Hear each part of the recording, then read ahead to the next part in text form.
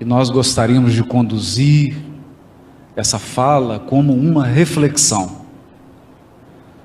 apoiando-nos naqueles pontos fundamentais da doutrina espírita, tal como nos apresentou o codificador Allan Kardec, para planificar alguns raciocínios, para aperfeiçoar a nossa compreensão do que seja perdão e punição.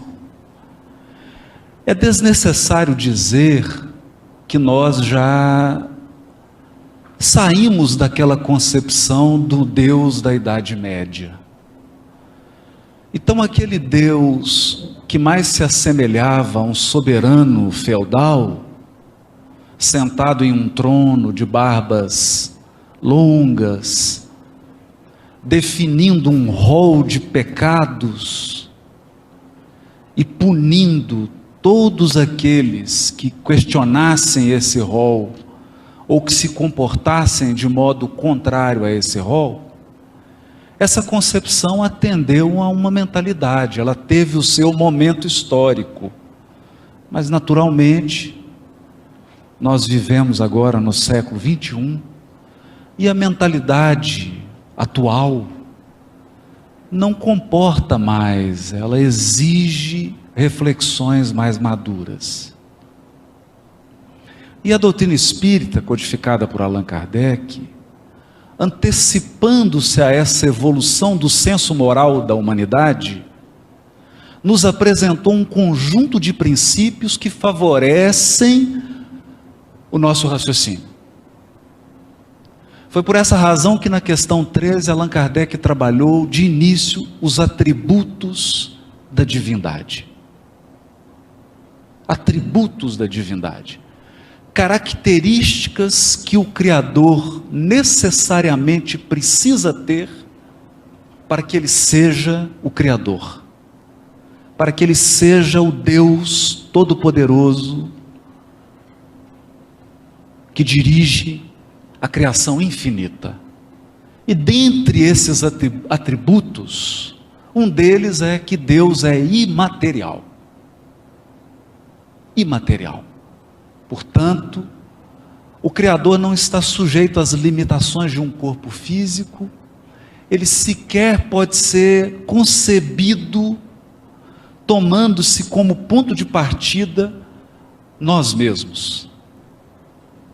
Porque nós somos criaturas limitadas, a nossa visão é limitada, a nossa audição, todos os nossos sentidos, até mesmo a nossa capacidade de compreensão e de raciocínio apresenta limitantes, limites, e o Criador não. Outro atributo do Criador é que ele é perfeito, portanto imutável. Imutável. O Criador é de uma permanência suprema. Ele foi, ele é e ele será sempre o mesmo Criador, sem alteração, porque é perfeito. Mas outro atributo que diz respeito mais de perto ao nosso tema é o atributo da suprema sabedoria, da suprema justiça e do supremo amor. Deus é a inteligência suprema. Isso significa que não há ninguém, nenhuma criatura no universo, não importa o grau da sua evolução, capaz de formular um pensamento superior ou mais amplo do que o pensamento divino. É importante pensarmos nisso.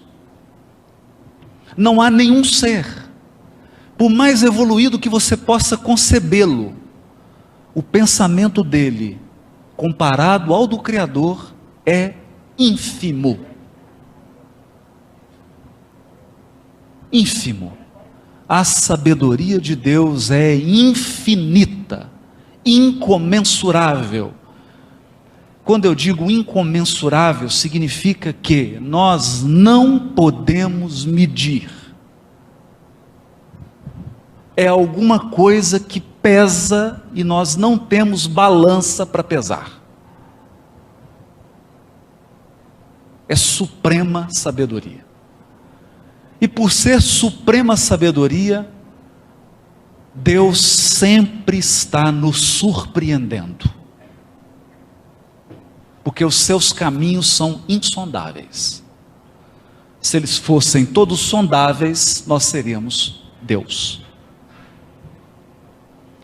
E tal qual a sua sabedoria, assim também é o seu amor. O amor de Deus é infinito. Infinito. Infinito e perfeito. Não está sujeito a nenhuma das paixões, a nenhuma das limitações, a nenhuma das inconstâncias que o nosso amor está sujeito.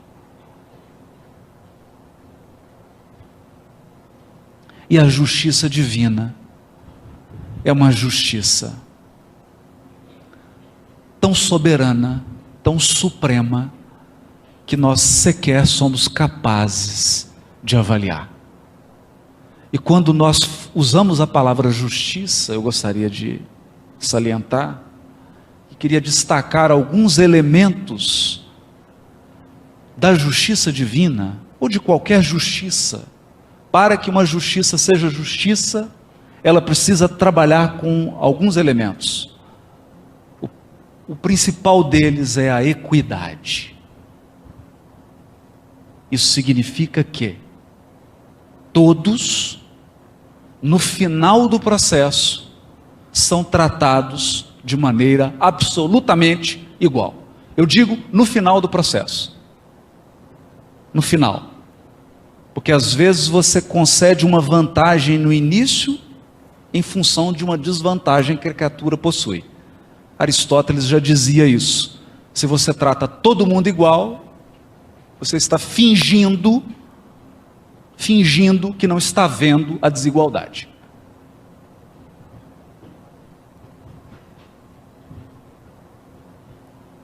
Então a verdadeira justiça, ela leva em conta inclusive a desigualdade, as limitações e as necessidades particulares. Por quê? Porque no final ela quer alcançar a equidade suprema e absoluta. Assim é a justiça divina. O equilíbrio, não há privilégio, não há protecionismo, não há ninguém melhor do que ninguém. Nenhum de nós aqui possui prerrogativas superiores. Se existem prerrogativas, elas são decorrentes da tarefa, da atividade conferida, e só podem ser utilizadas no limite do exercício da atividade. É bom entendermos isso, porque já salientava o Rossandro aqui na sua fala, principalmente quando nós atravessamos um período de intenso sofrimento na nossa vida, nós pedimos a Deus prerrogativas, privilégios, um tratamento diferenciado do tratamento que é oferecido a todos. E a justiça divina, naturalmente, não pode descer ao nosso nível e errar conosco. A justiça divina não erra conosco. Ela preside, soberana e justa. Então esses são os pontos que nós consideramos aqui o alicerce da conversa. Porque essa conversa que teremos aqui, ela se dará com base na doutrina espírita, nos fundamentos do Espiritismo, tal qual codificado por Allan Kardec. Evidentemente que foi orientado pela pleiade do Espírito de verdade. Feitas essas observações iniciais, nós gostaríamos de comer esse mingau pela beirada. Sim, porque o tema é difícil. E meter a colher logo no meio do mingau vai queimar a nossa língua. Então a gente precisa fazer algumas considerações. Algumas considerações. A primeira delas, eu diria que é o mal do nosso tempo. O mal da nossa época. Toda época tem o seu mal. Aquela concepção que leva as criaturas para um abismo moral. Para uma queda vertiginosa, coletiva. E hoje, em plena transição planetária, nós particularmente acreditamos que a concepção que representa um mal do século é o relativismo moral. O relativismo moral. O que é isso? Você pergunta assim: fazer isso é certo ou errado? Aí a pessoa te pergunta: depende de quem faz. Como assim? Matar é certo ou errado? Não, depende. Depende de quem está matando. Como assim depende de quem está matando?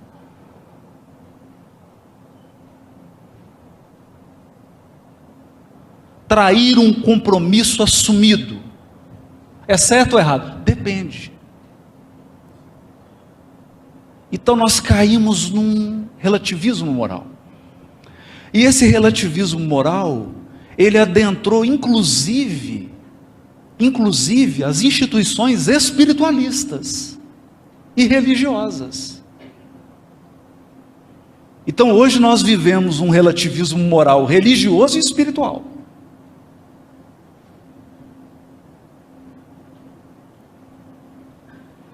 E mesmo na nossa família espírita, nós presenciamos, estamos vendo esse relativismo moral crescer, sustentado por argumentações que utilizam a própria codificação de Kardec.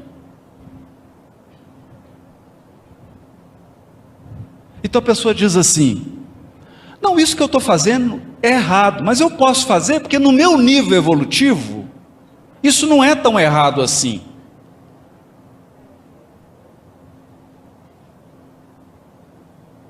Então, é errado se fosse um espírito superior, mas como eu sou um espírito inferior, então eu posso fazer. Eu posso agir assim. Pois bem, esse é o primeiro ponto que nós gostaríamos de trabalhar, para tratar do tema perdão e punição. E nós vamos trabalhar esse tema a partir da questão 830 do Livro dos Espíritos. Na questão 830 do Livro dos Espíritos, Kardec vinha numa sequência indagando os espíritos sobre a escravidão. Não vamos falar sobre escravidão porque esse não é o tema. A questão aqui não é essa. A questão é a pergunta feita por Kardec. Questão 830. Quando a escravidão faz parte dos costumes de um povo, são censuráveis os que dela se aproveitam? Embora eles só façam isso porque eles estão conformados com o uso que lhes parece natural?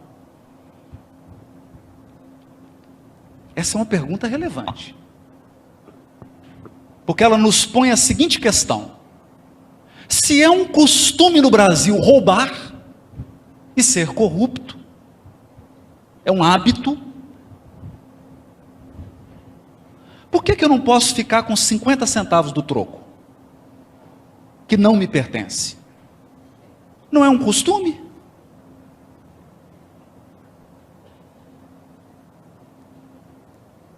Entende?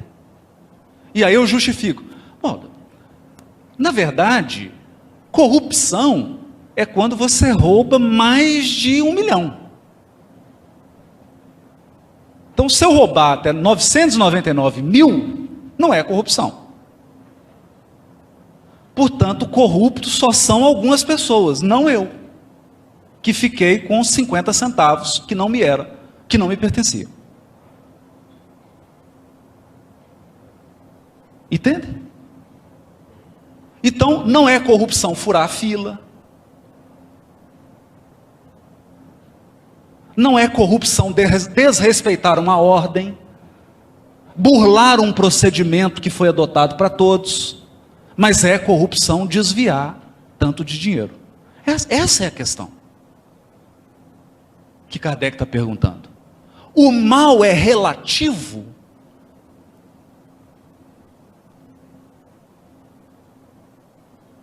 E os espíritos respondem: o mal é sempre o mal.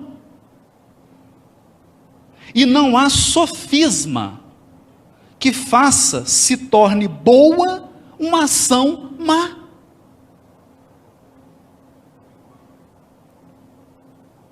Ponto final. Esse é o primeiro ponto da resposta. Que está absolutamente em harmonia com os atributos de Deus. Por quê? Porque se Deus é o soberano, o poder supremo, que estabeleceu leis morais que regem o universo infinito, de acordo com essas leis morais, é possível deduzir o que é bem e o que é mal. E como Deus é imutável, o mal é sempre o mal. E não há sofisma que faça se torne boa uma ação má. Mas eles continuam. A responsabilidade, porém, do mal é relativa aos meios que o homem disponha para compreendê-lo. Bom, aí é outra história.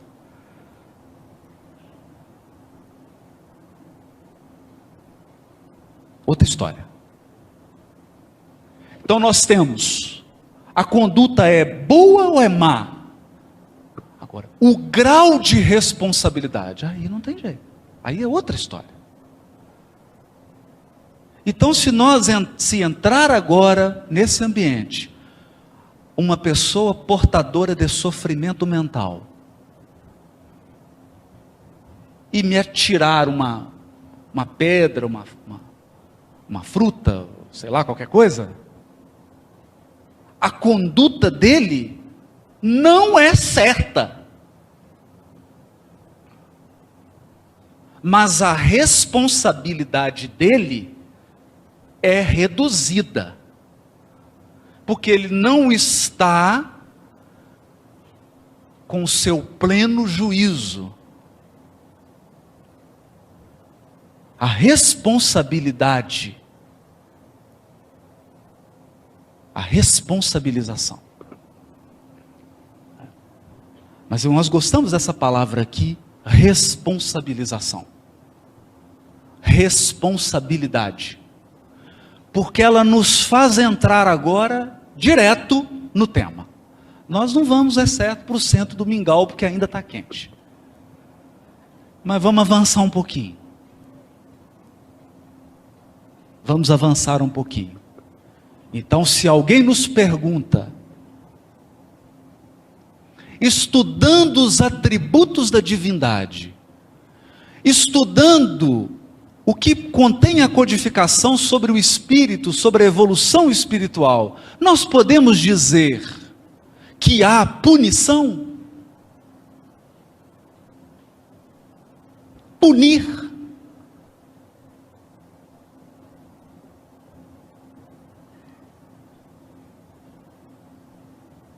Eu não vou responder, porque eu não sei o que você chama de punir. que você chama de punir? Não sei. A gente acha que todo mundo concorda aqui o que é punição, mas se nós fizermos uma pesquisa aqui, para cada 10 pessoas consultadas, nós vamos ter 13 opiniões sobre o que é punição.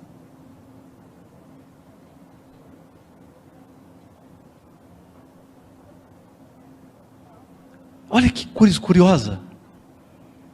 Eu ainda vindo para cá, são as sincronicidades da vida.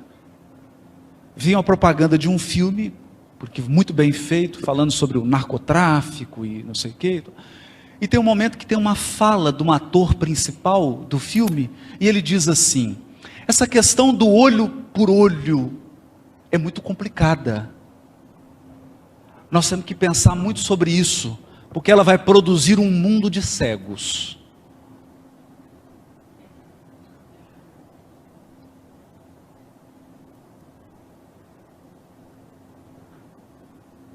Então, se você leva às últimas consequências, o olho por olho, dente por dente, todos seremos banguelos. E todos seremos cegos. Porque eu duvido que alguém aqui viva do berço ao túmulo sem ferir alguém.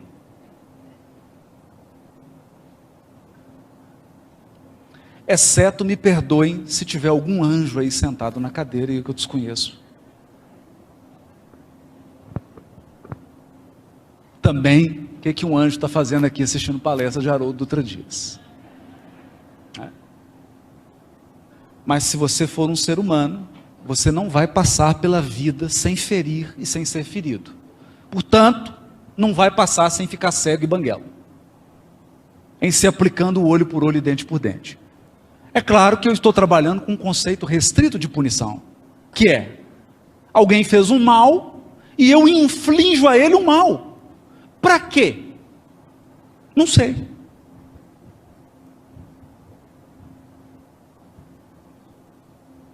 Não sei. Onde que surgiu o olho por olho e dente por dente? Surgiu da seguinte maneira: alguém ia numa tribo vizinha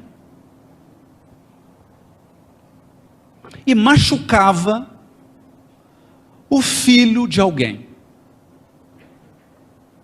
A família dessa criança se reunia todos os guerreiros, invadia a outra tribo, matava quem feriu a criança e toda a família dele. Vocês acham isso proporcional?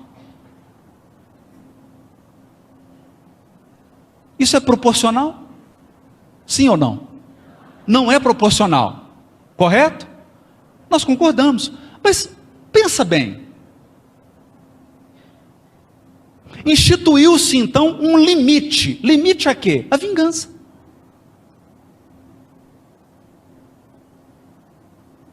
Um limite à vingança. Então, a pessoa entrou na tribo, feriu a criança de alguém. Essa criança era o quê? Era meu filho. Bom, o agressor tem filho? Então eu vou lá ferir o filho dele. E se ele não tiver filho? Começa a complicar, né? Então, alguém que ele tenha como filho.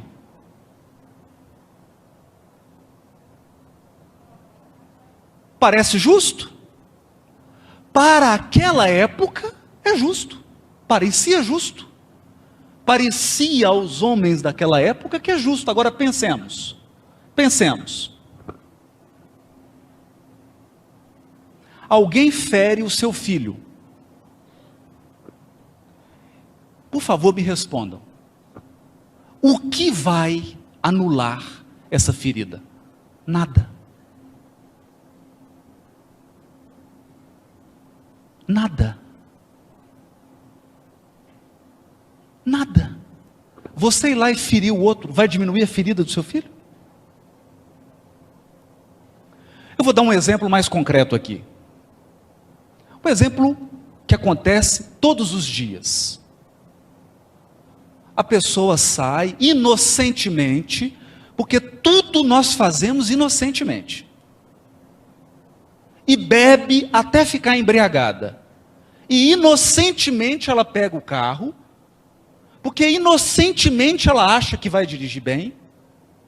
Inocentemente ela anda no triplo da velocidade, inocentemente ela atropela um ciclista. Inocentemente o ciclista é um jovem de 22 anos, que desencarna.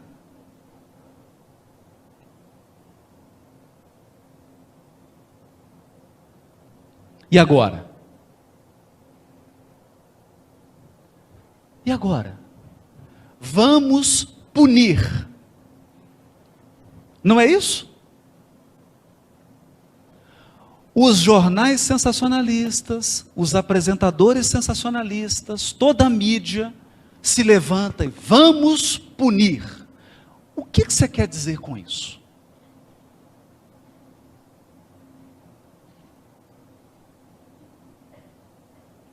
O que você quer dizer com isso? Que eu vou chegar para a mãe que perdeu um filho que estava andando de bicicleta, de 22 anos de idade, que estava na faculdade, que ela deu de mamar para ele, que ela viu os primeiros passos, que ela acompanhou. Você vai dizer para ela: mamãe, acabou a sua dor, porque eu vou punir o agressor.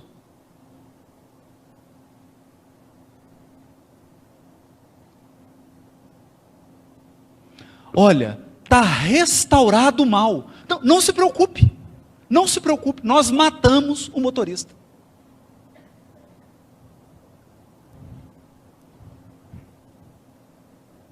Aí a mãe vai dizer: nossa, eu estou tão aliviada agora, estou super aliviada, eu não tenho mais saudade do meu filho, a dor que eu tenho foi embora, porque o motorista foi morto. É assim?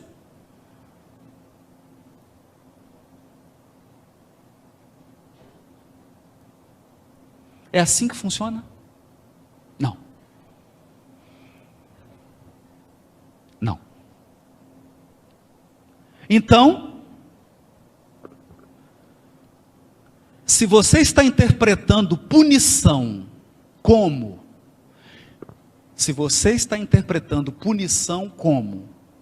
infligir ao agressor um mal idêntico ao que ele causou, eu te pergunto, qual a finalidade e o propósito disso? A resposta é simples: vingança. Essa é a finalidade. Segunda pergunta: qual o efeito? Qual a eficácia disso? Nenhuma. Nenhuma. Eu vou dar um exemplo mais tocante. Alguém te agride e você fica paraplégico.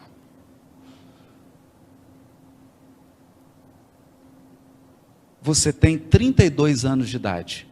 Portanto, você só vai desencarnar aos 90. Portanto, vai ficar paraplégico dos 32 aos 90 anos de idade. Mas, no dia seguinte ao que você recebeu a notícia que ficou paraplégico, o médico chega e fala assim: fica feliz, todos os seus problemas acabaram. Aí você fala: por que, doutor? O senhor descobriu a cura? Não, o seu agressor agora é paraplégico também. Nós vingamos, ele não anda também. Você está contente?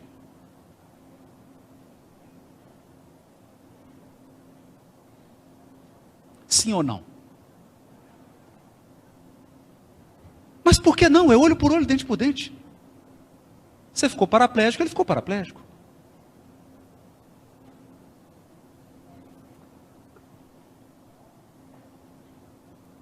Bom, eu acho que já deu para entender onde eu estou querendo chegar. Onde eu estou querendo chegar? O olho por olho e o dente por dente é um medicamento para administrar o ódio, mais nada. Ele não tem mais nenhuma outra função que não administrar o ódio. Porque quando você é agredido, você tem ódio. Você sente raiva, rancor, ressentimento e uma vontade enorme de revidar.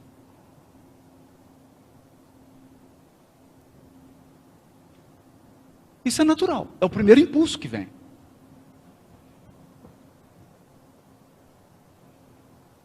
É o primeiro impulso que vem. Então o que nós podemos fazer?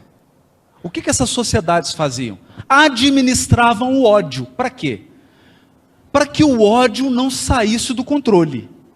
Então, alguém saía de uma tribo, matava uma criança, a família da criança vinha, matava 10. Aí reuniam, vinham para outra tribo, matavam 20. Final da história, acabava as duas tribos. Esse é o final da história. Voltando à fala do ator. Num mundo em que vigora o olho por olho, o dente por dente, nós temos que tomar cuidado, porque todos seremos cegos.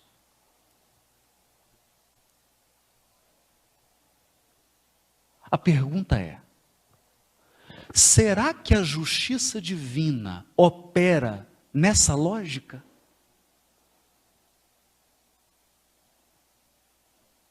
Essa é uma pergunta importante. Deus é justiça soberana ou Ele é vingador soberano?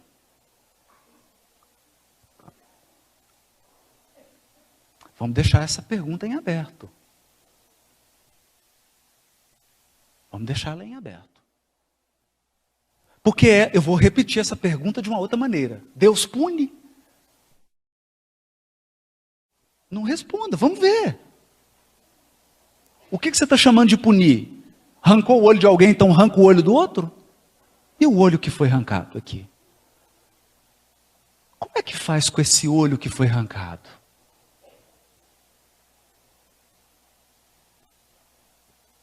Pois bem,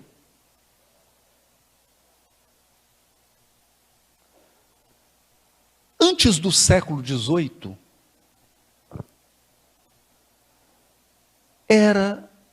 a função do juiz criminal era tranquila. Era tranquila. A pessoa cometia um crime, era levada para o juiz. Então, como é que era o julgamento? Eles falavam assim, ó, joga a pessoa num tanque de água quente. Se ela sobreviver, ela é inocente. Se ela morrer, ela é culpada. Era simples. Não tinha, entende?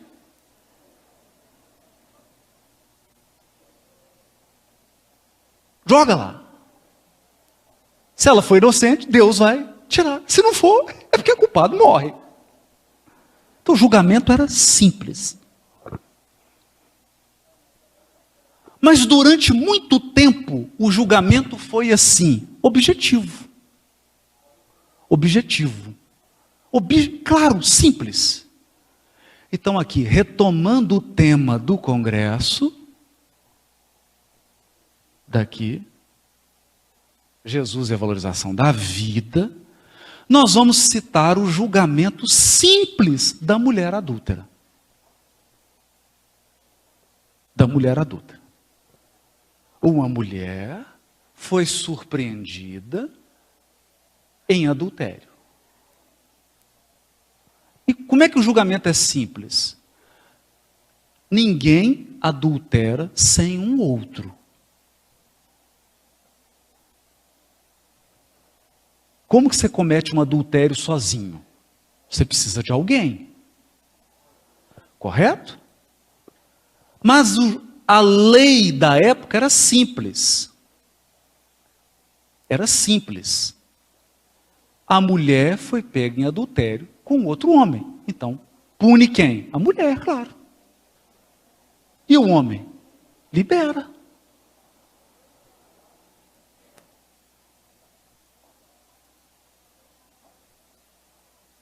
Razoável, né? As mulheres.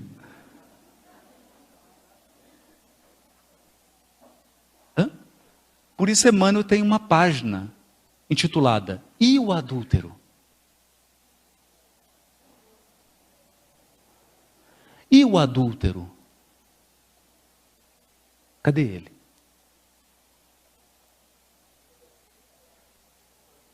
Então, quando Jesus diz assim para ela, eu também não a julgo, nós podemos interpretar se Jesus dissesse assim, eu não vou participar desse julgamento não, está tudo errado. Está tudo errado.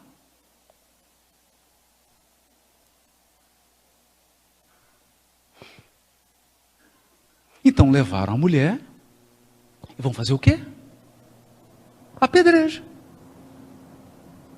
Mata.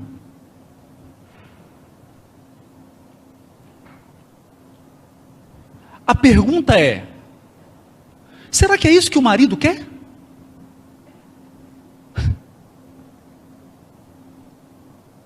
Ele já teve o sofrimento da traição. E agora vai ter outro da perda da mulher? E o adúltero? Então, qual que é o sentido disso? Qual que é o sentido? Nenhum.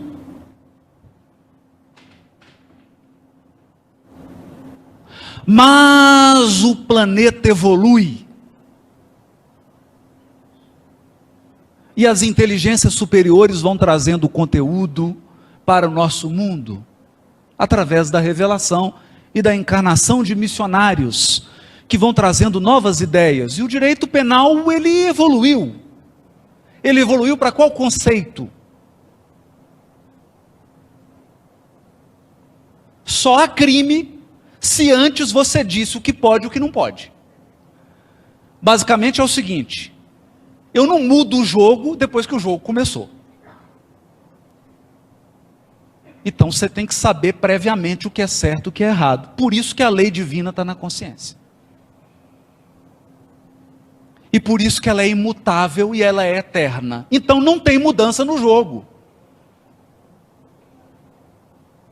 Não tem como você encontrar um espírito puro agora e ele virar para você e falar assim, olha, na época que eu evoluía e que eu estava no seu nível, isso aí era permitido na lei divina, mas hoje não é mais, porque mudou a regra. É igual a regra da aposentadoria.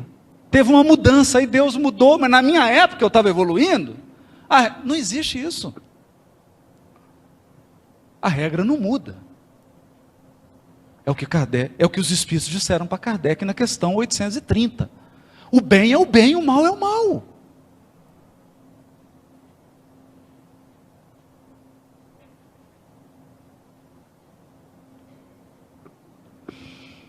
Mas vamos falar isso simples. Olha,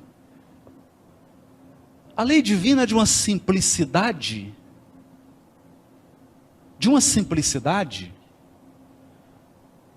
que nós podemos entender isso numa formulação que é muito genérica, que é o seguinte, você faz ao próximo aquilo que você gostaria que fizesse a você mesmo. Correto? Só que isso tem um problema. Porque como que você discute essa regra com um homem bomba?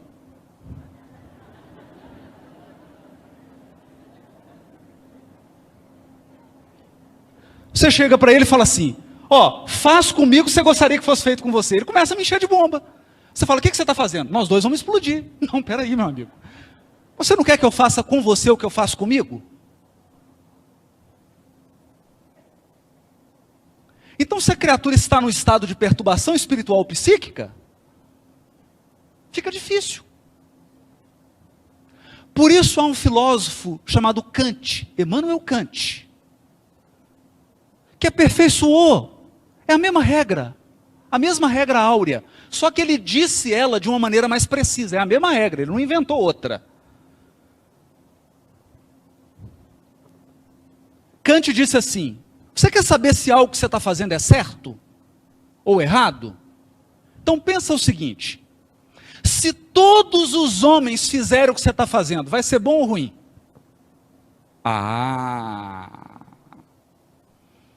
Agora ficou interessante. Agora ficou bastante interessante. Porque isso significa, sabe o quê? Universalidade do ensino dos Espíritos. É o princípio da universalidade. Se o que você faz se tornar universal, você vai gostar?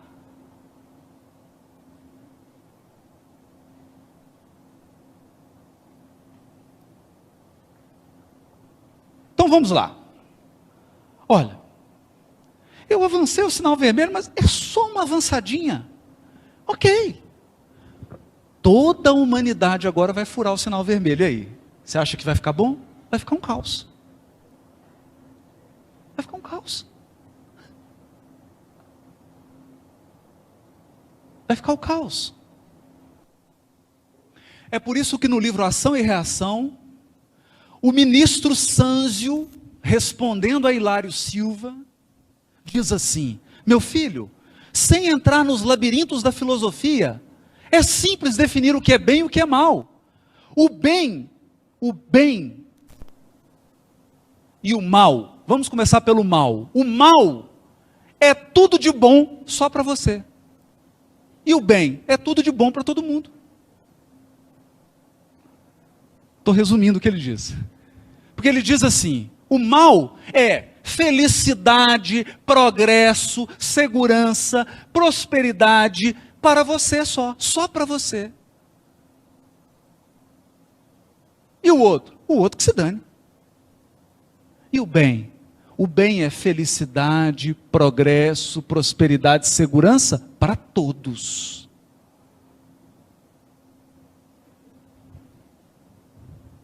E aí ele ainda invoca um paradigma.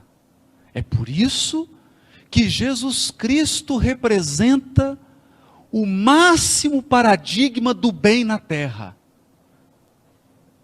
Porque sempre pensou no bem do outro, ainda que fosse reservado a ele a incompreensão, a ingratidão, a cruz, a agressão.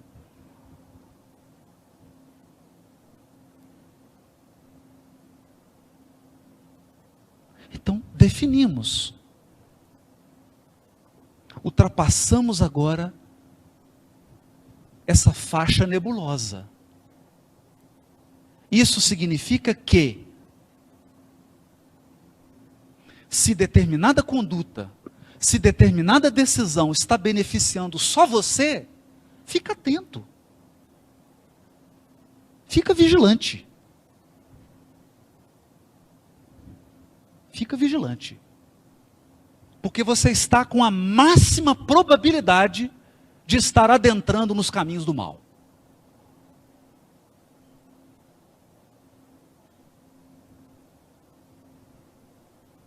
Então, não há relativismo. O mal é o mal, o bem é o bem. E a responsabilidade? Agora vamos lá. Responsabilização. Aqui nós pedimos socorro a Emmanuel. Há uma obra de André Luiz dedicada ao centenário do Livro dos Espíritos.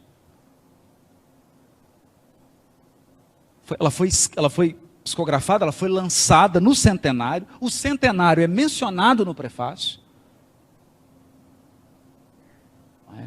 E é importante ressaltar isso, porque Emmanuel, os espíritos que ditaram livros através de Chico Xavier, estavam sempre homenageando a codificação kardeciana. Sempre. Sempre.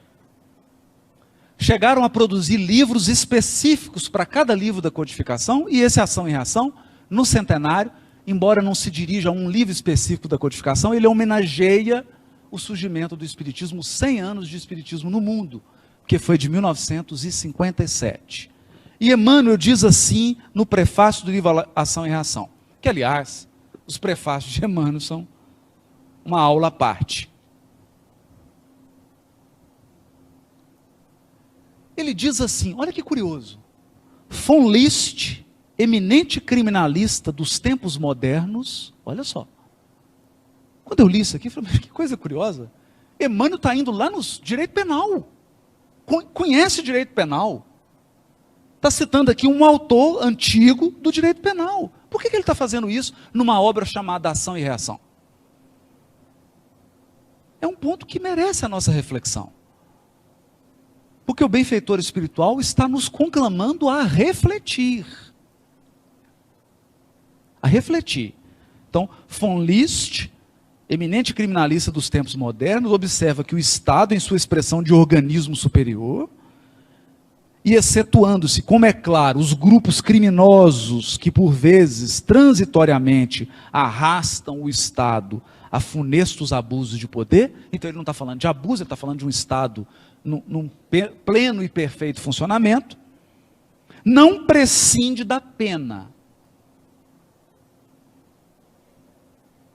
Não prescinde da pena, a fim de sustentar a ordem jurídica. A necessidade de conservação do próprio Estado justifica a pena.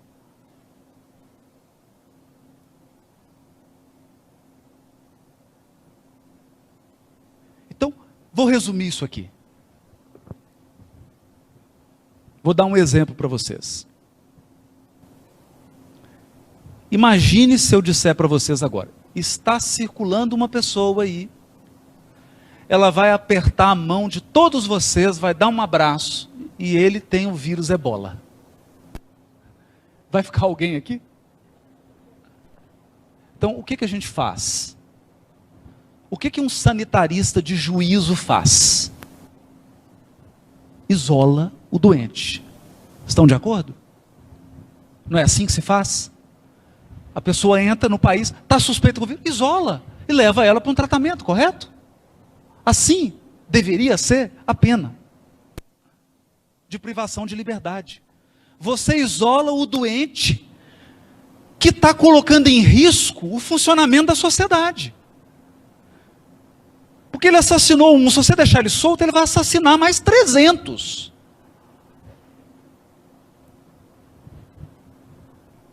Então a função da pena é tratar, é isolar esse indivíduo para que seja preservada a segurança da sociedade, a estabilidade da sociedade, a ordem social. Até aqui tudo certo? Era isso que o von List falava.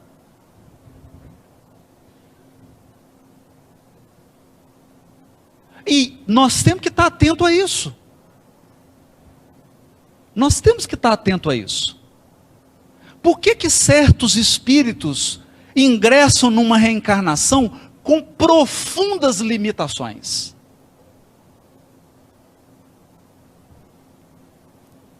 Por que permite a providência divina que o espírito tenha uma encarnação em que ele está profundamente limitado?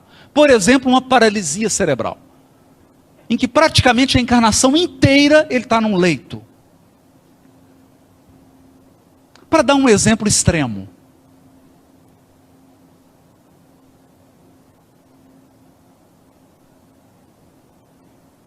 Que tipo de medida foi aplicada pela sabedoria divina?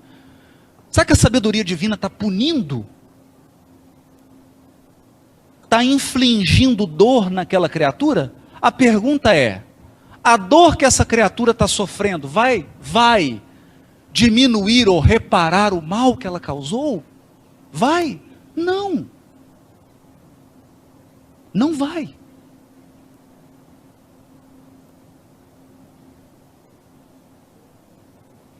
Então, na verdade, foi aplicada uma medida extrema para que aquela criatura não entre num círculo vicioso de prática do mal, levando perturbação e dano para centenas de outras criaturas, incluindo ela mesma. Então é um ponto que a gente tem que pensar. Não é? Só que Emmanuel prossegue. Emmanuel diz assim: André Luiz, contudo, faz-nos sentir que o Espiritismo revela uma concepção de justiça mais ampla. Mais ampla do que isso. Mais ampla. Por que mais ampla? Porque se nós formos no livro O Céu e o Inferno, no item chamado o Código Penal da Vida Futura. Por que Kardec deu o nome de Código Penal? Ele era contemporâneo ali, dessa turma, do von List.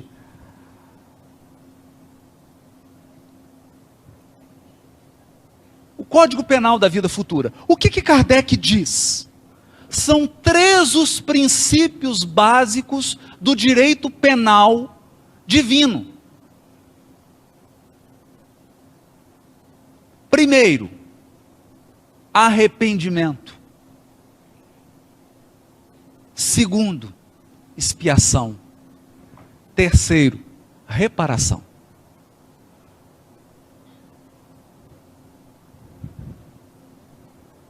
Olha, e é curioso que nós só falamos na expiação. Nós vivemos num mundo de expiação e provas. Não, num mundo de arrependimento, expiação e reparação. E provas.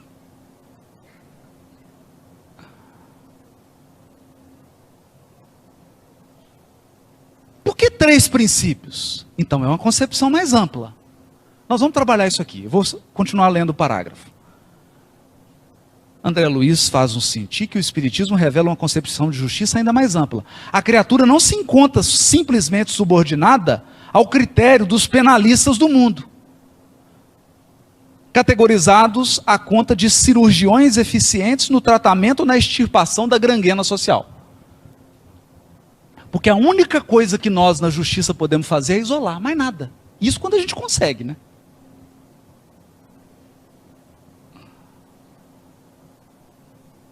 Mais nada.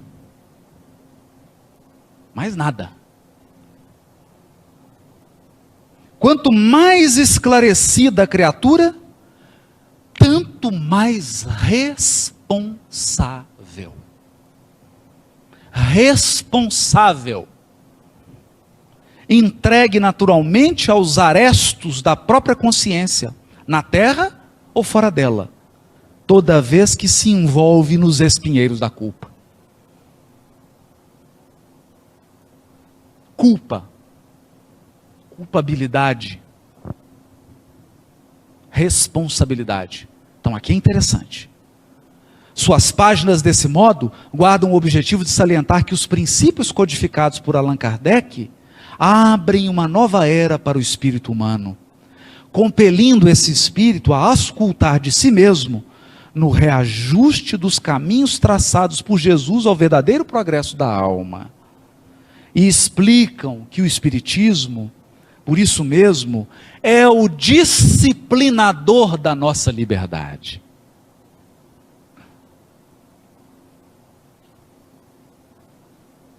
O Espiritismo é o disciplinador da nossa liberdade.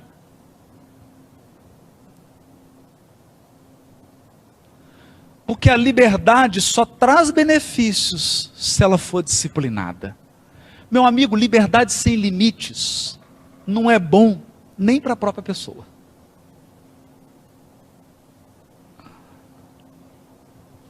Não apenas para que tenhamos na terra uma vida social dignificante, mas também para que mantenhamos no campo do espírito uma vida individual harmoniosa, devidamente ajustada aos impositivos da vida universal perfeita. Vida universal perfeita. Qual que é a vida universal perfeita? A de Deus. Consoante as normas de eterna justiça, elaboradas pelo supremo equilíbrio das leis de Deus. Então aqui eu gostaria de fazer uma pausa para a gente voltar então nas bases da justiça divina, tal como os Espíritos revelaram para Allan Kardec. A justiça divina tem 3 pilares: expiação, arrependimento, expiação e reparação. Por quê? Aqui eu me permito voltar ao Velho Testamento, advertindo a todos que máscara de oxigênios vão cair. Primeiro coloque em você, depois em quem está ao seu lado. Porque o Velho Testamento é rico na simbologia e nós corremos o risco de comer a casca da banana e jogar a banana fora. Ficar com a letra e perder o espírito da letra. Mas há um texto, está no capítulo 1, capítulo 2 e depois repetido no 3. Do Gênesis, né, de Moisés, que diz assim: e Deus criou o homem à sua imagem e semelhança.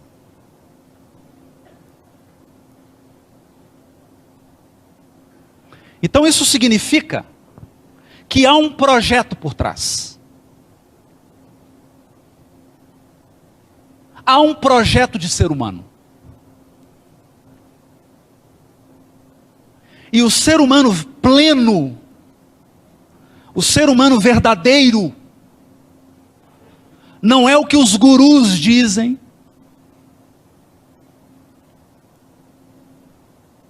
não é o que os falsos profetas estão dizendo. O ser humano verdadeiro é aquele que é imagem de Deus, semelhança de Deus. Portanto, nós fomos criados para termos uma vida individual harmoniosa, devidamente ajustada aos impositivos da vida universal perfeita.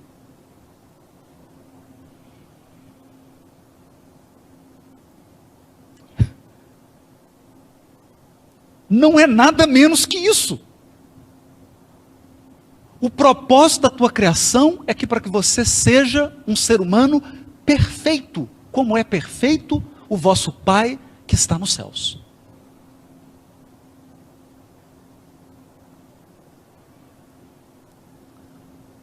Mas, Haroldo, quanto tempo vai demorar isso? A eternidade. A eternidade. Porque essa é uma meta que se renova sempre. Porque nós somos perfectíveis. E não importa o seu grau de evolução, você está sempre aspirando à perfeição do Pai que está nos céus. Esse é o projeto. Isso significa que nós somos parceiros de Deus na criação. Ou como diz Emmanuel de uma maneira muito mais bonita, nós vivemos num condomínio universal, em que Deus é um proprietário e morador.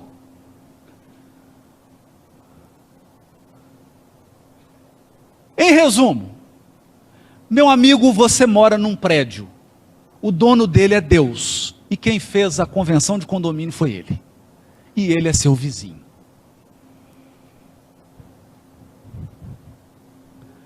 E é o seguinte,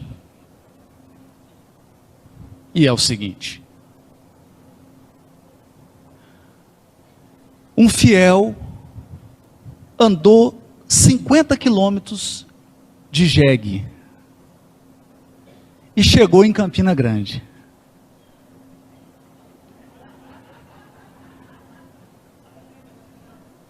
Foi à igreja. Quando ele desceu do jeguinho, ele disse: hoje eu estou com tanta fé, que eu não vou nem amarrar esse jegue. E entrou, encontrou com o padre, falou: padre, eu estou com tanta fé que eu nem amarrei meu jegue.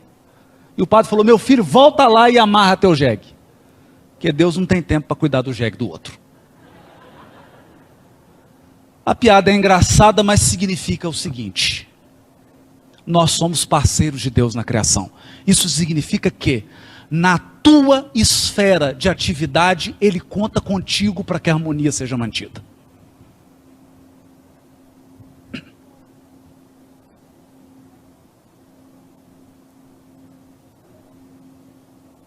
Ele conta com você. Naquilo que lhe diz respeito, você é condômino de Deus. Isso é simplesmente o seguinte: nós somos seres responsáveis responsáveis. E responsabilidade significa quem é o culpado? Não.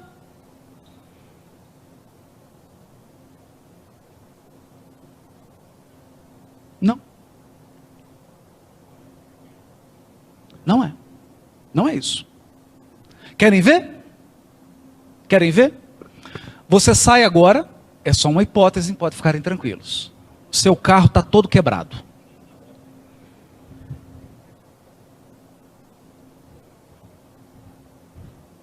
E aí você pergunta, quem é o culpado? Eu falo, o culpado é esse doente psiquiátrico que fugiu do hospital agora, teve um surto, quebrou seu carro.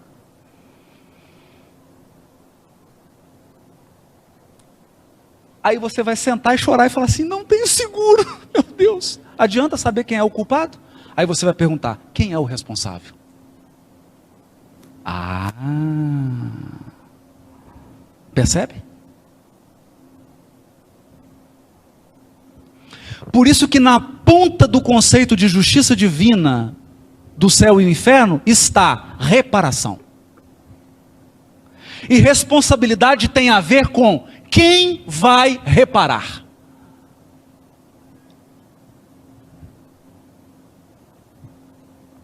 Quem vai reparar? Essa é a pergunta de ouro da justiça divina. Ó, eu quebrei as duas pernas do Rossandro, cortei os dois braços dele.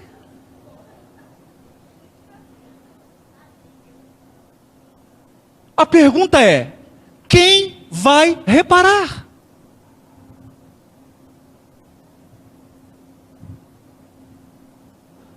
Ai meu Deus, e agora eu não tinha pensado nisso. Quem vai reparar? Mas basta reparar? Se a justiça divina fosse só reparação, o universo seria uma constante coleta de lixo. Eu produzo lixo, recolho o lixo que eu produzi. Produzo mais lixo, recolho o lixo que eu produzi. Produzo mais lixo e nós entramos num ciclo vicioso de dano, reparação. Dano, reparação. Dano, reparação. E aí? Quando que para isso? Nunca. Portanto, o primeiro alicerce da lei divina é arrependimento. O primeiro propósito da lei divina é que você se conscientize que não faça mais isso, pelo amor de Deus. Não faça mais isso.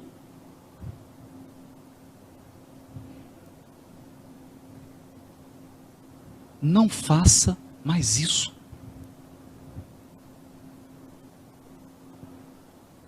Mas agora eu queria fazer uma pergunta para todos aqui encarnados e desencarnados.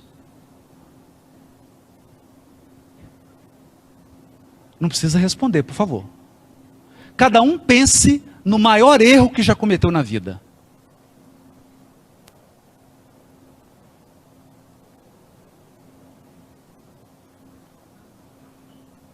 Eu vou te fazer uma pergunta. Você acha que é a primeira vez que você comete esse erro?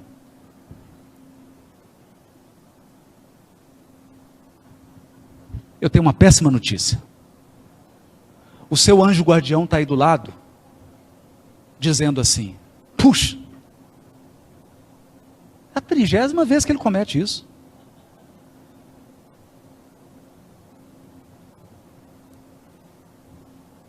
Tem mais de 30 reencarnações. Então, a pergunta que eu quero te fazer é o seguinte, você está aprendendo alguma coisa com esse erro? Não. Não. Não. Você estacionou. Eu estacionei. Então o primeiro elemento revolucionário da lei divina se chama arrependimento. Significa tomar consciência que as leis divinas são para nossa proteção.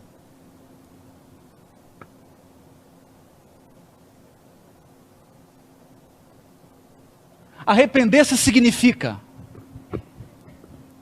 eu não quero mais isso.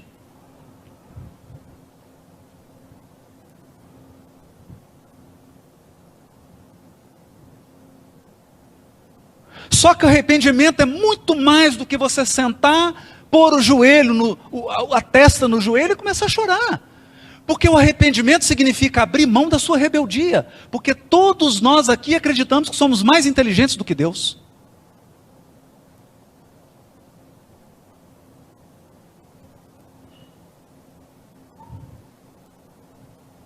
E me lembro de uma palestra do Rossando, feita em Recife, onde ele dizia, que, não falando da rebeldia, mas basicamente dentro desse contexto, que revelam a rebeldia, que é quando você diz assim: já que eu não tenho a vida que eu quero, eu vou afastar a vida que Deus me deu.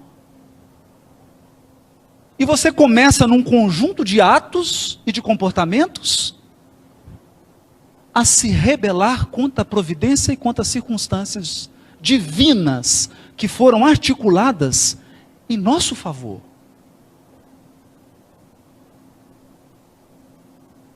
Então arrependimento tem a ver com abrir mão da rebeldia. Eu aceito. Eu aceito que o final da fila é aqui. O final é aqui.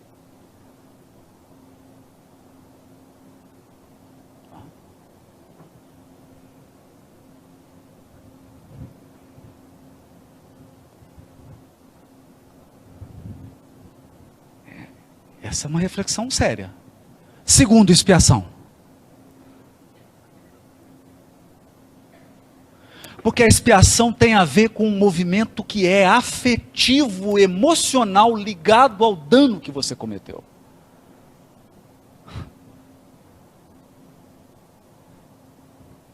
Isso é imponderável. Isso é imponderável. Por isso a justiça divina ela é tão sábia, que hoje você é o nocauteador, amanhã você é o nocauteado.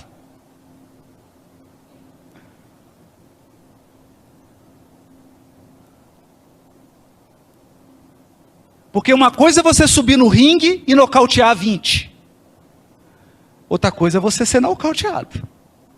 Nós nos lembramos aqui do célebre companheiro, né? Que quando estava prestes a ser nocauteado pela primeira vez, mordeu a orelha do adversário.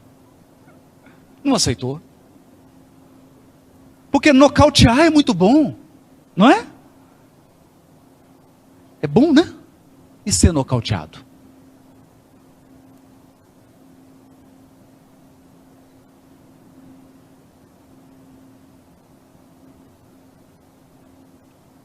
E ser nocauteado.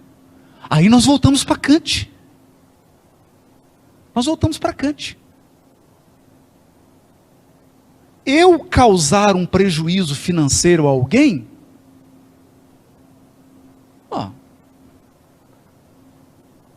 dói. Doer não dói, né?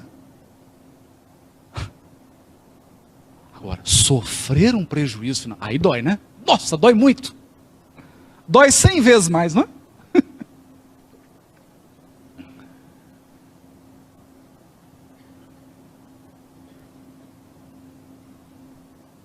Então a justiça divina tem esse elemento que é o elemento do sentimento. Do sentimento. Por isso há uma passagem que nós espíritas já lemos 1 milhão de vezes. 1 milhão de vezes, que é a parábola do bom samaritano. O doutor da lei pergunta para Jesus: mas quem é o meu próximo?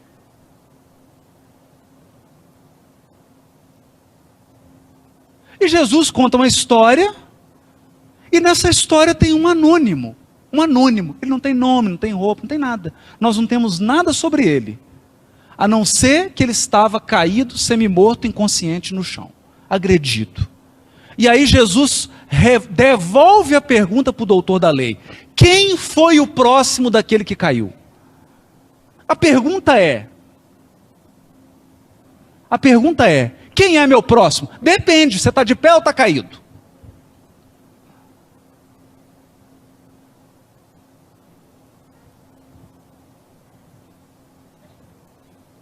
Depende. É o encontro de Gamaliel com Samônio na casa do caminho. Gamaliel, juiz da Suprema Corte em Israel, o homem já no ápice da sua maturidade, família estruturada, um discípulo, Saulo de Tarso, com renome, com saúde, rico, influente, inteligente, digno, honrado, honesto, entra na casa do caminho e diz assim: mas Salvador, um Salvador, eu tenho uma dificuldade. E o Samônio diz para ele: eu no seu lugar também teria. Se eu tivesse família como você, eu não tenho mais, porque a minha família me abandonou, tão logo descobri que eu tinha lepra. Se eu tivesse família como você, se eu tivesse bens materiais como você, se eu tivesse saúde física como você, se eu tivesse a prosperidade que você tem, se eu tivesse o renome político que você tem, eu não precisaria de um Salvador.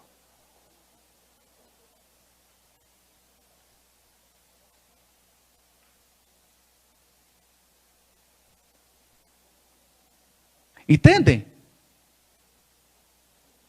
Então, olha como é que a lógica altera. Porque eu pergunto assim: quem é meu próximo? Eu falo: não, meu próximo são os irmãos da minha igreja. Eles são meu próximo. Ok, e você viaja de Uberlândia para Belo Horizonte, no meio da estrada, chovendo pedra, os 2 pneus furam, você está com criança pequena, numa estrada deserta, não tem ninguém,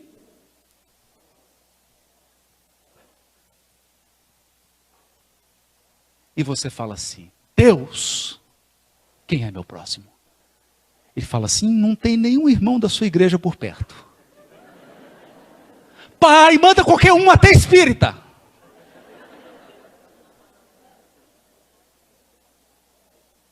Não é? Hã? Aí para alguém para ajudar, você fala assim: peraí, antes de você me ajudar, qual que é a sua opção sexual? Qual que é a sua crença religiosa? Qual que é a cor da sua pele? Você pergunta isso? Não, por quê? Porque você está caído. A lógica é outra. Então, o segundo pilar da justiça divina, que é a expiação, ela nos coloca na posição de supostos perdedores, ofendidos, vítimas, caluniados, perseguidos, traídos, abandonados. Para quê? Para que você saiba o que é bater e o que é apanhar.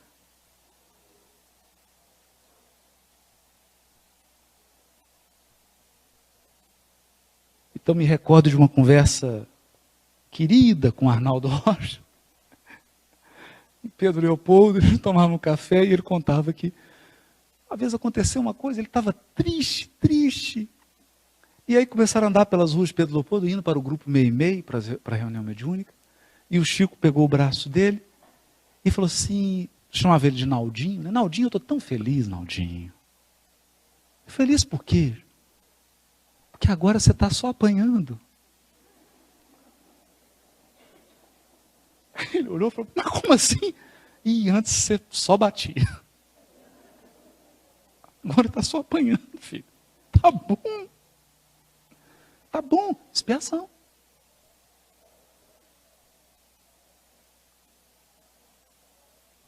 Porque quando você expia, você lembra de Kant.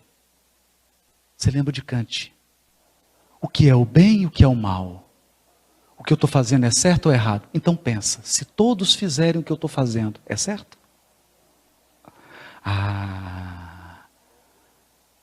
Acaba o relativismo moral na hora. Na hora. Não tem mais relativismo.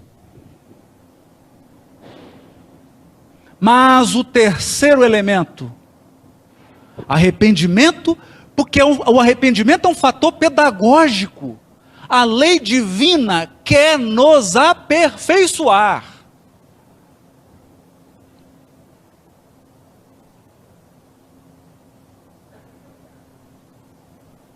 Ela quer nos aperfeiçoar. Eu me lembro aqui de a cena é linda. Está no livro Libertação. Matilde, que é a mãe espiritual de Gregório, que é uma entidade poderosíssima, que dirige uma falange de espíritos no mundo inferior, muito inteligente. Ela diz, olha, chegou a hora de ajudá-lo. Chegou a hora de ajudá-lo porque há 70 anos eu tenho sentido uma pontinha de tédio nele. Tédio. E pela primeira vez, olha, eu vou repetir, porque isso eu gravei. Literalmente. E pela primeira vez, ele começa a duvidar da vitória definitiva do mal.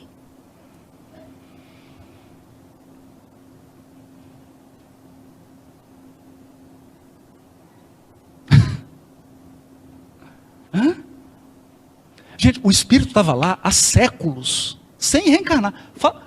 O Gúbio chega e fala, por que você não reencarna? Ele fala, nem fala essa palavra. Reencarnar? Já estava lá, ó. Mas começava ele a ter dúvida de que o mal ia vencer.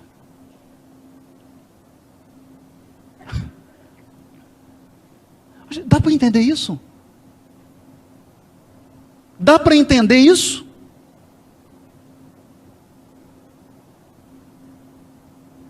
Você começar a ter... eu estou começando a ter uma dúvida que Deus é todo poderoso, né? Eu acho que Ele vai vencer. Eu estou desconfiando, Rosana. Viu, Simão? Eu não tenho certeza ainda, rapaz. Mas Ele é todo poderoso. Estou achando que Ele vai vencer. Não, não é isso, gente. Não é isso. Não é isso. Sabe o que é? É mais do que isso. É assim. Você faz algo e as consequências vêm ao seu encontro. Você repete, as consequências vêm ao seu encontro. Você repete, as consequências vêm ao seu encontro. Aí você fala assim, eu estou começando a desconfiar que eu não vou me dar bem.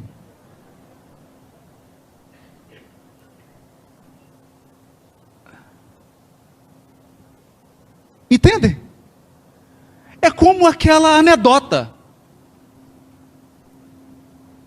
O sujeito andava por uma rodovia e ultrapassou na faixa contínua. Tão logo ele acabou a ultrapassagem, está o carro da polícia. Mandou ele parar. Parou. O guarda desceu. Ele olhou para o guarda e o guarda falou assim, meu senhor, o senhor não viu a faixa contínua? Ele falou assim, a faixa contínua eu vi, não vi, foi o senhor.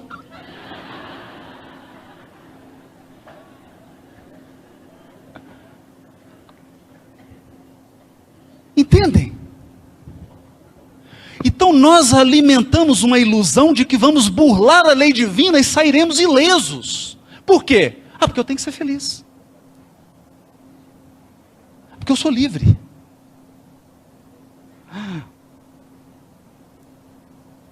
Mas tem um guarda. Tem. Onisciente. O arrependimento, então, é esse processo educativo.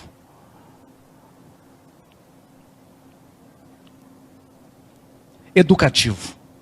Quando você chega a uma conclusão, a justiça divina é tão soberana que 1000 vezes ser ofendido do que ofender. Segundo elemento, expiação, que é experimentar estar do outro lado.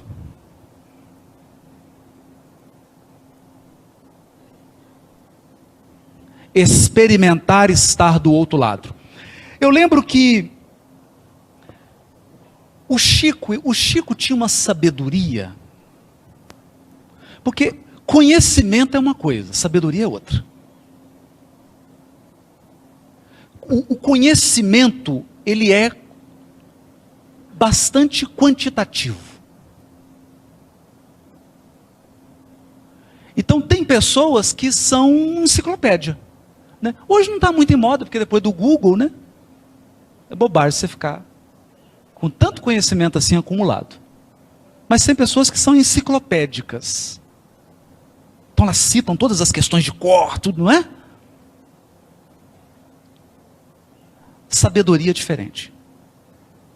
Porque sabedoria é como você aplica o conhecimento na tua vida. Então perguntaram para o Chico sobre o aborto.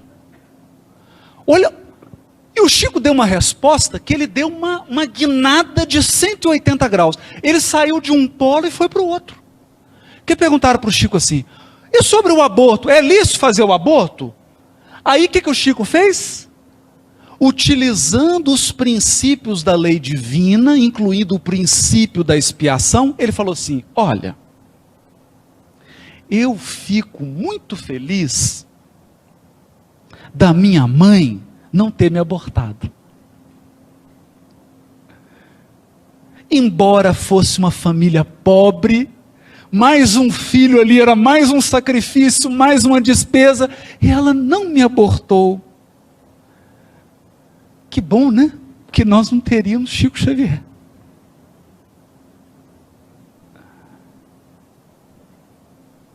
Teríamos um outro. O mesmo espírito, mas o Chico nós não teríamos. Então, entender a pedagogia? É como se ele estivesse nos convidando assim, quer examinar o aborto? Pensa que você é o reencarnante. Então vamos fazer o seguinte, vamos fazer uma enquete se o aborto é bom. Vamos entrevistar todos os bebezinhos que estão no útero da mãe. Chegar lá na barriguinha e falar, o que você acha do aborto? Percebem? Isso é expiação. A expiação é você estar do outro lado, do lado de quem sofre a agressão. Para que você se torne mais sensível, para que você se torne mais humano, para que você se torne mais amoroso, para que você se torne mais responsável, para que você chore as lágrimas que você fez derramar.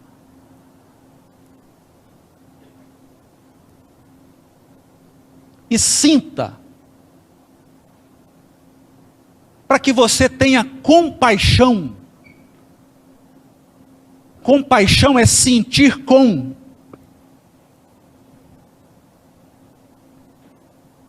E o terceiro é a reparação, que nós gostaríamos de fechar com ela.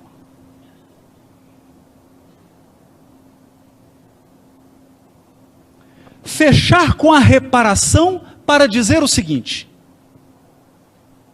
agora nós já estamos no meio do mingau. Já podemos pôr a colher no meio, sem medo de queimar a língua. É claro que a lei divina não pune, porque o propósito dela é educar o agressor através do arrependimento e da expiação, e reparar o mal através da reparação. Punir por punir não tem eficácia nenhuma, sobretudo para quem foi agredido.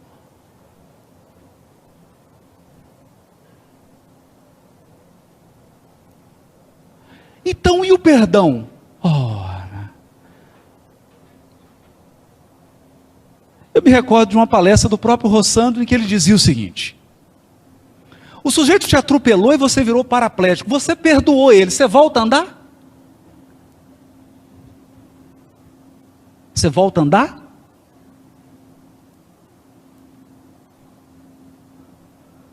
Então perdoar é esquecer o mal? Não, porque se você ficou paraplégico, todo dia você vai lembrar do mal.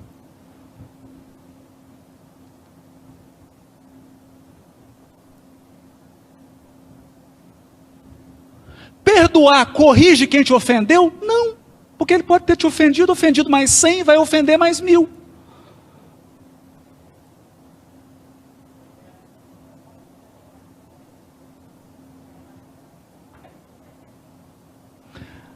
Aí alguém vai baixar a cabeça e falar, sabia que esse negócio de perdão era furado. Então, o perdão tem qual objetivo?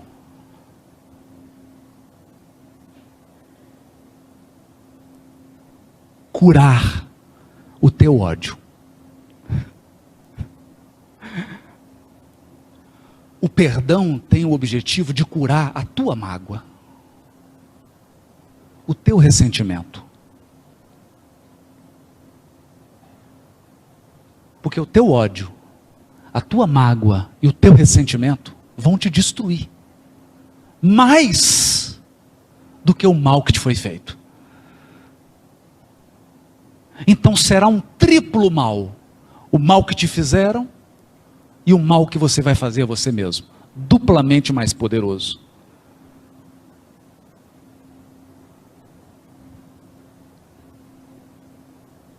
Então a gente recebe os espíritos na reunião mediúnica e ele fala assim, eu odeio ele, eu vou destruí-lo. Ou quando não diz pra gente, eu vou te destruir. Eu vou acabar com a sua vida. Fala assim, e há quanto tempo você está do meu lado? Tem 100 anos. Espera aí. O que você fez nesses 100 anos? Só fiquei ao teu lado.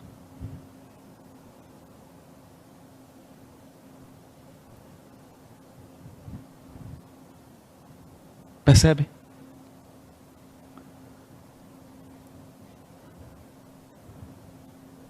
Percebe? Então o perdão é uma dádiva para quem foi ofendido. Você perdoa para estancar o sangramento.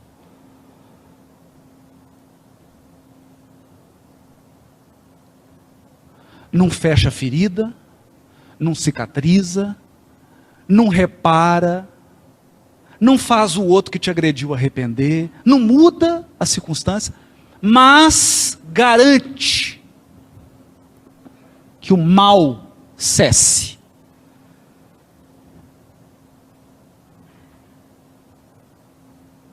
E que você siga cambaleando,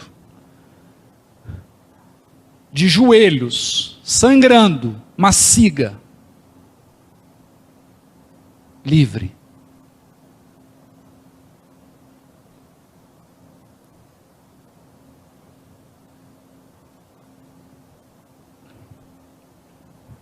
E a reparação?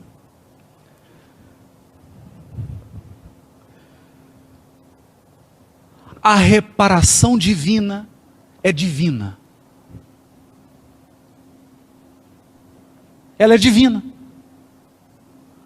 Ela é tão divina que ela é absolutamente minuciosa. Querem ver? Vamos lá. Está aqui. Errei a mensagem. Capítulo 63 do livro Luz no Lar.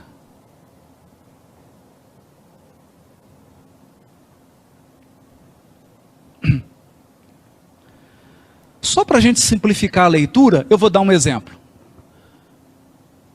Lembra daquele motorista, entende?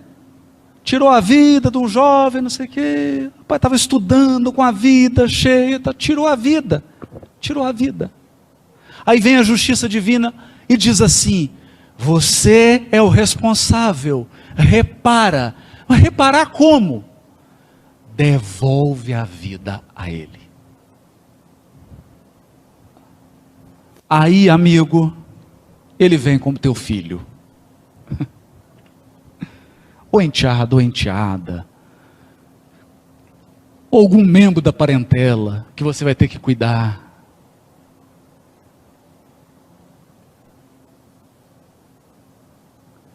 E acredite, cada centímetro do mal causado será reparado. reparado. Isso não tem nada a ver com vingança, isso não tem nada a ver com ódio, isso não tem nada a ver com olho por olho, dente por dente. Mas como assim, Haroldo? Por que não? Aí eu não vou responder.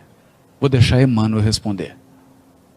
Credores no lar. No devotamento dos pais, todos os filhos são joias de luz. Entretanto, para que compreenda certos antagonismos que te afligem no lar, é preciso saibas que entre os filhos companheiros que te apoiam a alma, surgem os filhos credores, alcançando-te a vida por instrutores de feição diferente. E aqui ele está falando de filho, mas vale para esposo, para sogro, para sogra, cunhado, cunhada, tá? O conceito é amplo. Subtraindo-te aos choques de caráter negativo no reencontro, preceitua a eterna bondade da justiça divina que a reencarnação funcione. Oh, como é que é? Subtraindo-te ao choque. Por quê? Imagina se eu pego aqui o que atropelou e o atropelado e ponho eles face a face. É um choque. Então o que a bondade divina faz? Para evitar esse choque, entra a reencarnação. Reconduzindo-os à tua presença através do berço. É por isso que a princípio eles não ombreiam contigo. Em casa, como de igual para igual, porquanto reaparecem humildes e pequeninos.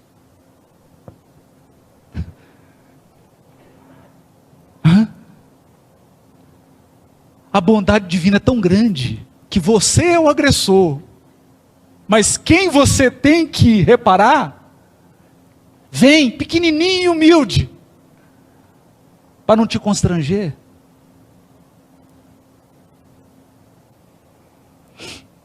Chegam frágeis e emudecidos, para que lhes ensines a palavra de apaziguamento e de brandura.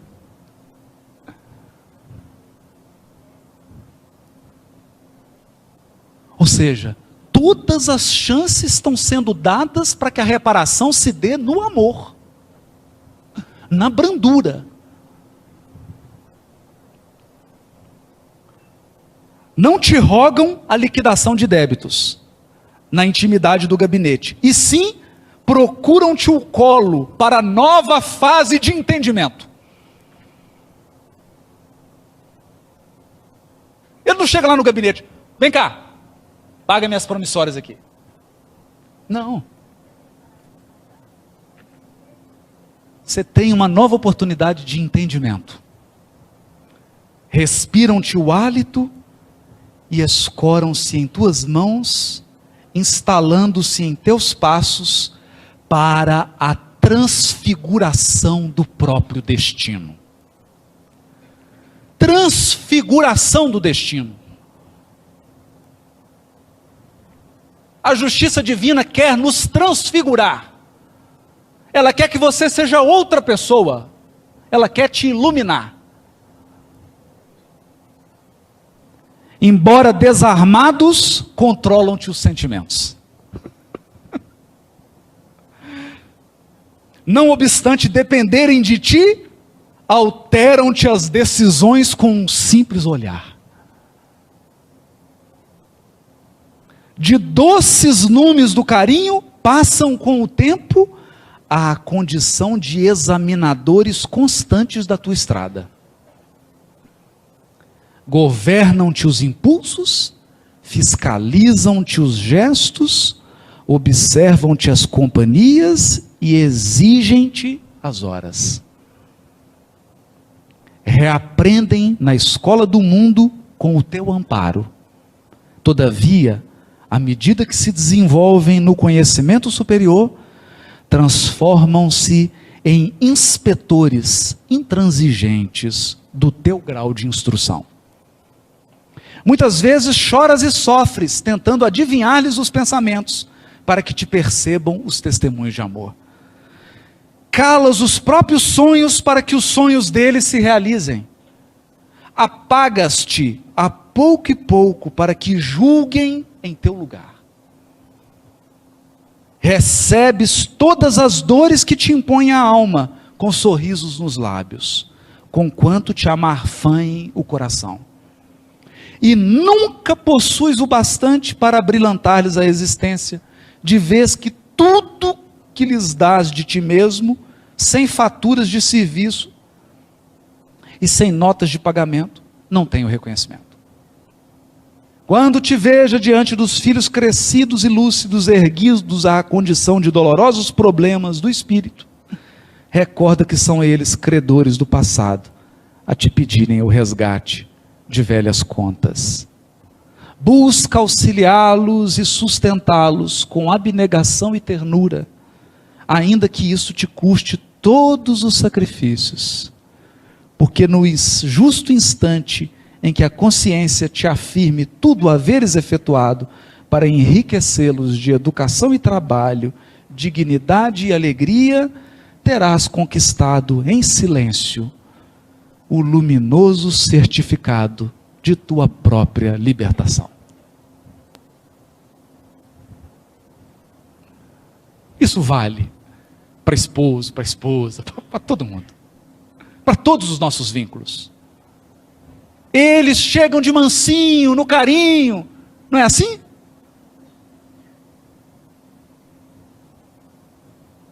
Para que a reparação se dê no amor. E eu digo, e gostaria de encerrar com isso.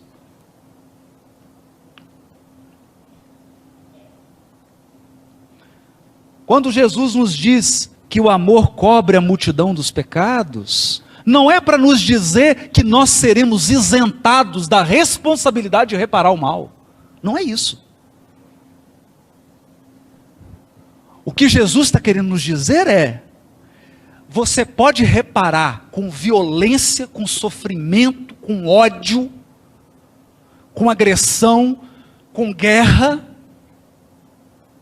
com revolta, ou pode reparar com amor, com resignação, com trabalho, com aceitação, com brandura, com perdão.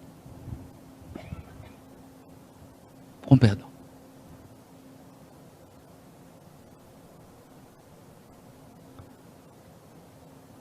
Porque se o arrependimento é algo que está no nosso controle, a expiação e a reparação estão no domínio, na administração da providência divina.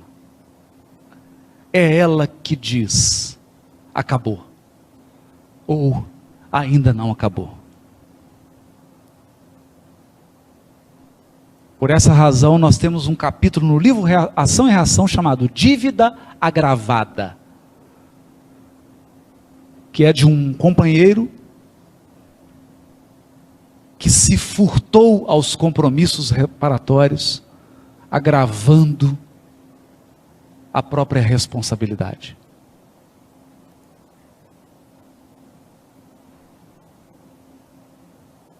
De modo que, se Jesus veio para que tenhamos vida em abundância, é bom entendermos esses mecanismos doces, sábios e suaves da lei divina, para que a gente não se transforme em um combatente que luta contra o próprio Todo-Poderoso, entrando numa disputa infantil com o próprio Deus. Por essa razão, a doutrina espírita é disciplinadora da nossa liberdade. E relembrando o saudoso amigo e mestre Honório Abreu, professor, né, porque mestre só o Cristo, que dizia: o Espiritismo não proíbe nada, mas ele espera tudo de nós. Ele espera tudo. Porque nos dá todos os elementos para compreender essas intricadas situações que a nossa invigilância e a nossa imprudência nos colocaram ao longo de diversas reencarnações. Que Jesus abençoe o coração de cada um aqui.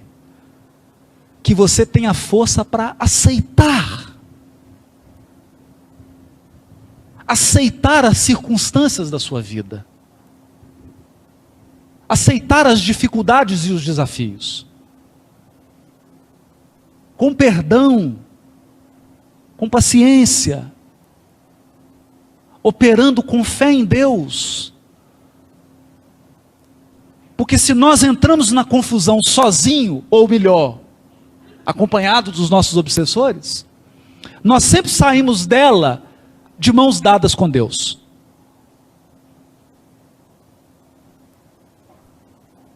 E é o que eu desejo, e é a minha oração para todos nós aqui.